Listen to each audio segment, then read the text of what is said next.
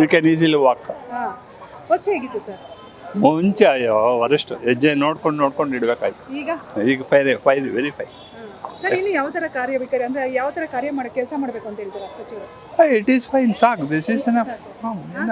ಆದ್ರೂ ಇವರು ಮುಂದೆ ಅವರ್ಸ್ಕೊಂಡು ಬಂದ್ರೆ ಏನಿಲ್ಲ ಬಿಡಿ ಮೇಡಮ್. ನೈಸ್ ಮಳೆ ಬಂದಾಗ ನೀರು ಯಾವ ಥರ ಮೂವ್ ಆಗುತ್ತೆ ಗೊತ್ತಾಗಲ್ಲ, ಅವಾಗ ಗೊತ್ತಾಗುತ್ತೆ ಜಾರುತ್ತಾ ಇಲ್ವಾ, ಸ್ಲಿಪ್ ಆಗುತ್ತಾ ಇಲ್ವಾ.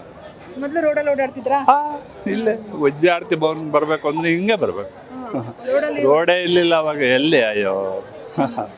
ಇವಾಗ ಚೆನ್ನಾಗಿ ಓ ನೋಡಿ, without seeing we should walk easily walk. ಏನು ಹೇಳಕ್ಕೆ ಇಷ್ಟಪಡ್ತೀರಾ Krishna Byregowda sir? Very fine. I know Krishna Byregowda. ಅದು ಏನು ಹೇಳ್ತೀರಾ ಸರ್ಗೆ? Excellent job he has done. He is educated, madam. He knows the public's problems, so he can easily solve. ಅವರೆಲ್ಲ ಅರ್ಥ ಮಾಡ್ಕೊಂಡಿದ್ದಾರೆ. Yeah.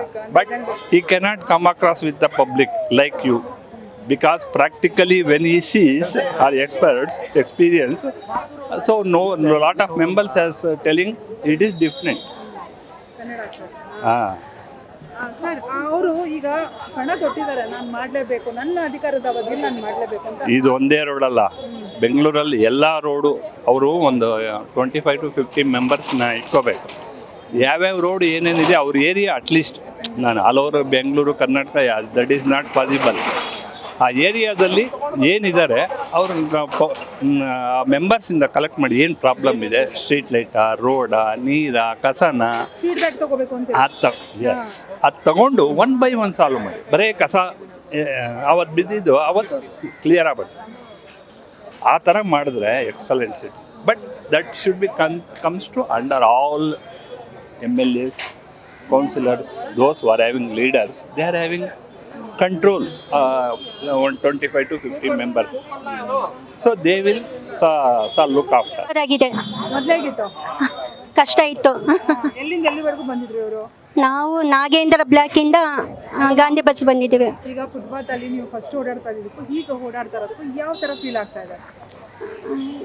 ವೆಹಿಕಲ್ಸ್ ತುಂಬಾ ಕ್ರೌಡೆಡ್ ಇತ್ತು, ಇಲ್ಲಾಂದ್ರೆ ಎಲ್ಲ ಚೆನ್ನಾಗೇ ಇದೆ. ತುಂಬಾ ಶಾಪ್ಸ್ ಇದಾವೆ, ತುಂಬಾ ಶಾಪಿಂಗ್ ಮಾಡ್ಕೊಂಡ್ ಬಂದ್ವಿ. ಆರಾಮಾಗಿ ಕೂಲಾಗಿ ಬರ್ತಾ ಇದ್ದೀರಾ?